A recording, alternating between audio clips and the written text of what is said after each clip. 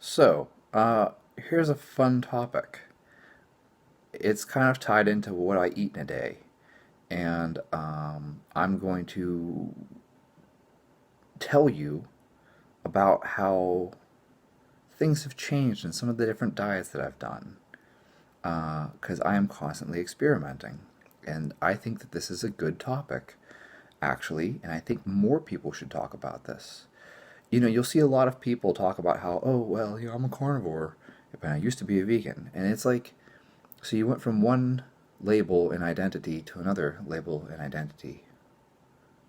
Okay. Whatever.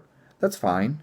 Or I'll hear people say things. I feel like it was John Welborn who said that he's been doing keto since he was 15.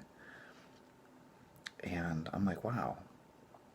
I think Rob Wolf said something similar, like he's been doing keto and carnivore since like 1989 or something like that. And I'm like, wow, that's a long time. That will never be me. Sorry. uh, I am constantly changing things. And so, like, if you guys go back and you watch, like, well, my most recent one is what I eat in a day, right? But if you guys go back and watch, like, and I purposely didn't take these down. I actually have thought about taking those old videos down because that's not how I eat anymore, and those are not things that I would do anymore. Especially things like cyclic ketogenic, I would not do that again. But I leave those up because I feel like they might be useful to someone else at some point in time. They're not an accurate representation of who I am today. They were accurate at the time. And now I don't do those things anymore. At one point in time, so let's go way back, okay, I didn't know anything about nutrition. And my thought philosophy on nutrition was just eat more protein. That was it. That's all I knew. I knew eat more protein. And so to me, getting a double Whopper at Burger King was eating more protein. And you know what? That was totally fine. Because back then I was insane and I was running like 10 miles a day and doing hundreds of push ups and pull ups and sit ups. And I was very, very physically active. I remember being in my dorm room and I would work out for 2 hours straight, but it was all push ups, sit ups, lunges, air squats, leg levers, you name it. 8 count bodybuilders. Ooh, those are a good one. People should do those.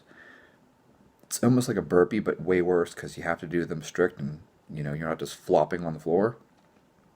Yeah, 8 count bodybuilders. Um, and I was able to eat junk. But I had protein with every meal, and that's what's important. I don't know. I know people like the McMuffin. No offense, the McMuffin sucks. Go to Burger King and get that croissant sandwich thing. Oh man, that's so good. And that to me, that was nutrition, right? I'm getting more protein. I'm eating eggs, and I go to Burger King or I still do like Big Macs. I'm not gonna sit here and knock the Big Mac. It's not like I hate McDonald's. I just don't like the McMuffin.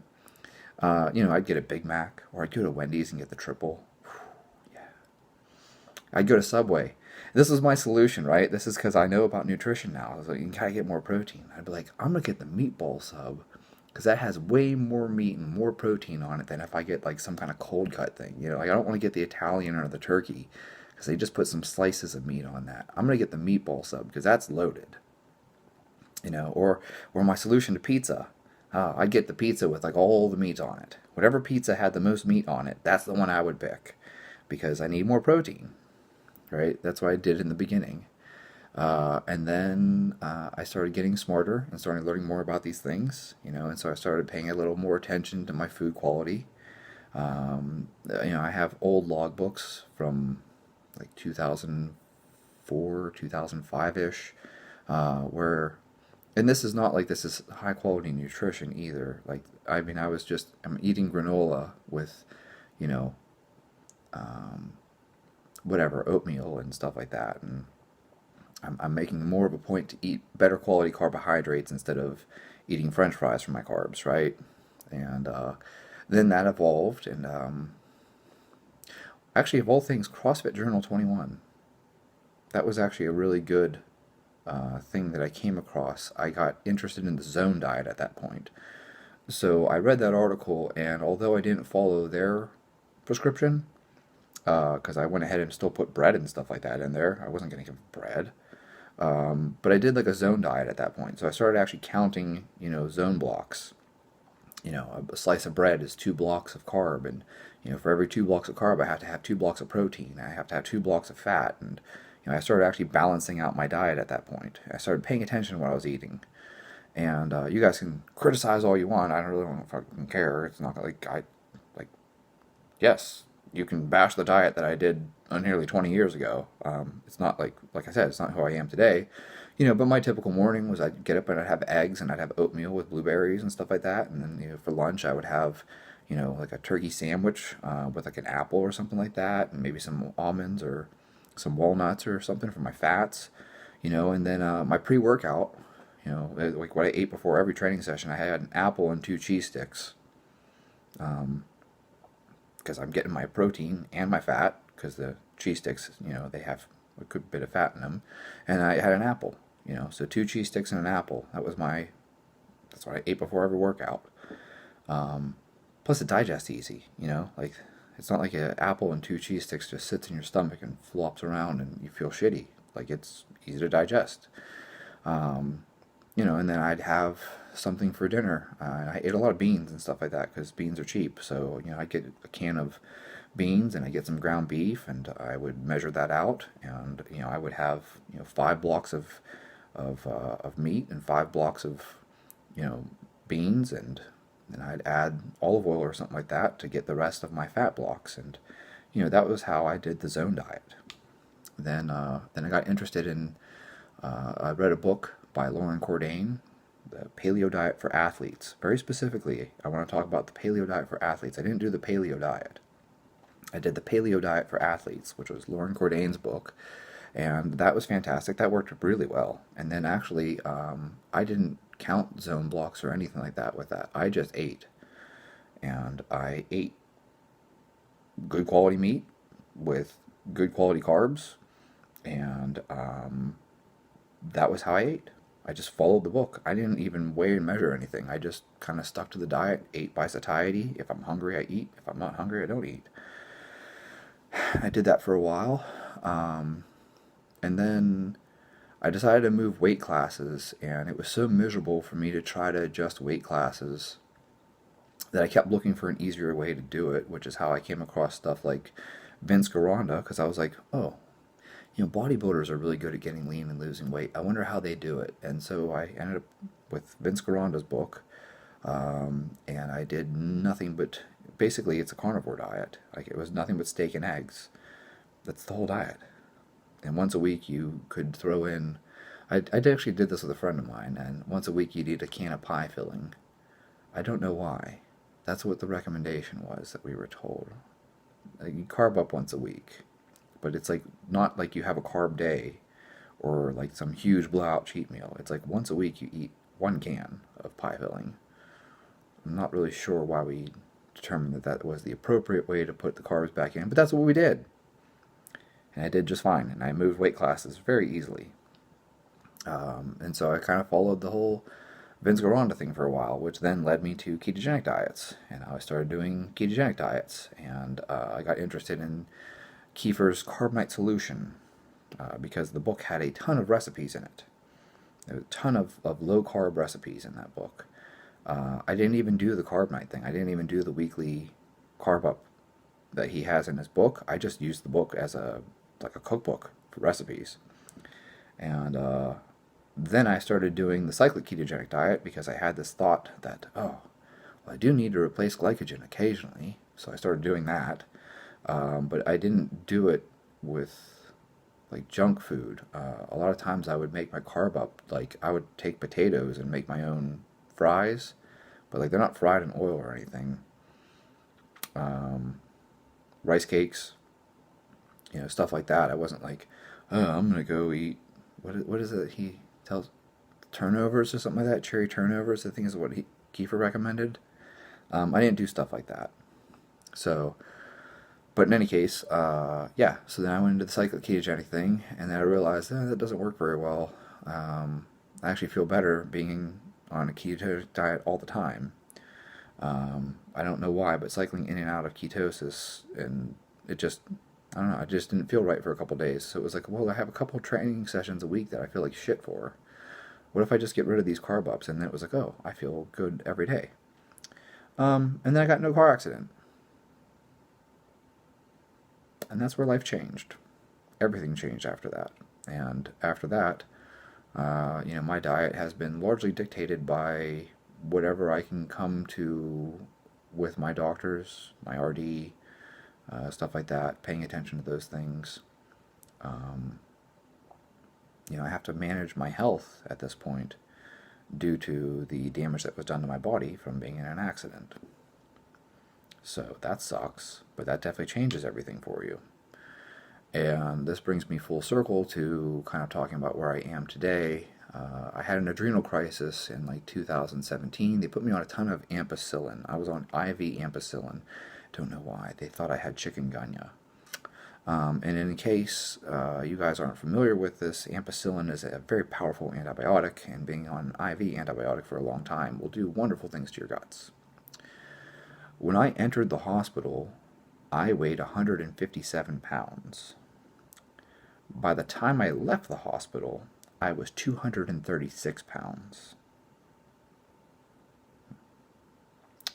And I had all kinds of gut issues from being on IV dexamethasone and ampicillin. Just wrecked my guts. Lots of people will tell you this. You can develop C. diff after a prolonged time on IV antibiotics. And so after that, I don't have a diet philosophy anymore.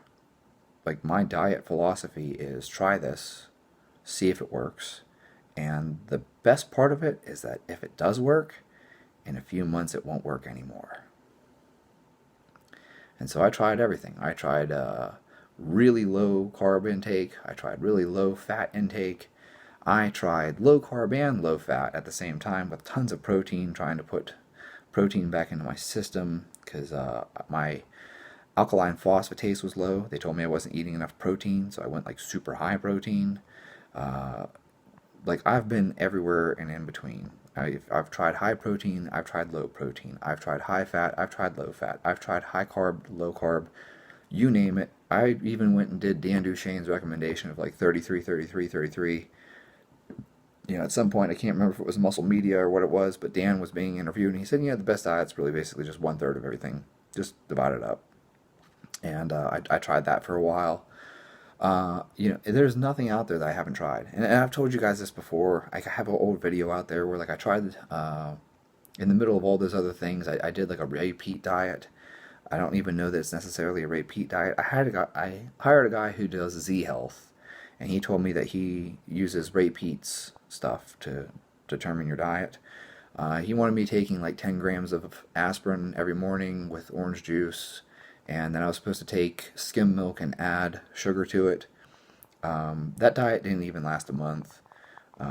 If you guys have tried taking that much aspirin with orange juice and then taking milk and adding sugar to it, I don't care, too much information. It comes out liquid. It goes in liquid and comes out liquid. So that was not a smart diet, and I didn't continue working with that coach. I also did a vegan diet in there, just briefly. I did a vegan diet just to see what it would do to my blood work, because everyone kept telling me how great vegan diets are. And I was like, is it? So I'm a huge fan of Mike Mahler. I don't know if I've ever mentioned that before. I think Mike Mahler's fantastic. So I went ahead and tried a vegan diet. And I don't have anything negative to say about vegan diets. I'm not that person. I don't hate, I hate vegans. No, I don't. I don't hate vegans. In fact, I actually think a vegan diet can be very effective. But it's a lot of work. That's the problem with the vegan diet. The problem with the vegan diet is it is a lot of work to try to make sure you're getting enough protein. Getting enough protein on a vegan diet is hard. Especially since you need to make sure that you're getting protein from multiple different sources. And it's expensive. And that is not fun. Trying to buy those expensive protein powders and stuff like that, that is, no, not for me. Can't do it. No. It's too much work and it's too expensive. So At this point in my life, I've done all kinds of elimination diets now. After everything that happened in 2017, I've tried a bunch of different elimination diets. The carnivore thing, I was actually into carnivore, if you think about this, before carnivore was popular, but it not because I was planning on being carnivore, it's because I did an elimination diet. And as I did this elimination diet, I got myself down to the point where I realized that all I could eat was ground beef and citrus. That's it. That's all I could handle. I was so sick from all the ampicillin and everything like that, and all the things they did to me, that I was basically at a point where I could consume beef and lemon juice. That sucked. That wasn't fun. And that's where I was. And then I slowly started to reintroduce foods, but I'm going to use a term here, I'm going to call it microdosing. I would microdose foods. So I would have just a little tiny bit of cream. I would have just a little tiny bit of butter. Because if I put a whole bunch of butter in, I got sick. But I could put a little bit of butter in, and I wouldn't get sick. I could have a little bit of cheese, but I couldn't have a lot of cheese. Like, I'm talking, like, I couldn't have a full ounce of cheese. An ounce of cheese was too much. But I could put just a little tiny bit of cheese on my ground beef, and then I could slowly increase it over time. And that's what I did. I slowly kept increasing the amount of cheese that I added to my ground beef over time, and eventually I got to a point where now, shit, I can sit down and eat. I can literally eat 2 pounds of cheese, and it doesn't make me sick. That's coming from a point, though, where at one point in time, I couldn't even eat 1 ounce of cheese without getting sick. So, yogurt even. I couldn't eat yogurt. And now I can eat a whole kilo of yogurt. And I do that purely for the probiotics. There's not something magical about yogurt. I'm not sitting here telling you, oh, well, because of the casein, it builds more muscle or something. No. I eat yogurt because of the probiotics. That's what I eat it for. I'm not eating it for the protein. I'm not eating it for the calcium. I'm eating it purely because that is my source of probiotic. I have tried all the expensive different probiotics out there. You can buy all these different probiotics on the market. They don't do a whole lot. Eating yogurt, that works. My body does not like sauerkraut. It does not like kimchi. I don't do well with a lot of different fermented foods. Yogurt works. So yogurt is my probiotic supplement. Okay. Let's see here. What else can I jump on? Well, it really doesn't matter. The point being, whatever I'm eating right now, I probably won't be eating. Definitely won't be eating a year from now. A year from now, I will have evolved and I will have changed things. I will have optimized things, and things change along with my medications too. Before working with a gastroenterologist and getting on medications to try to fix these things, my diet had to be more limited. The more progress we make in that regard, and the more drugs that they keep coming out with, because they keep coming out with better drugs, the more I'm able to expand my diet. And I don't have any doubt that someday they're going to have a cure for things like Crohn's and ulcerative colitis.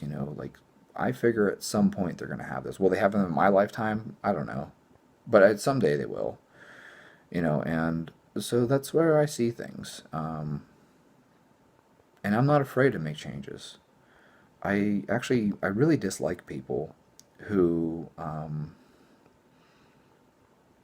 lock into something and then refuse to even consider or entertain any other idea. Oh, it has to be keto and only keto, and anyone who isn't keto. Geez, dude, chill out. It's just food.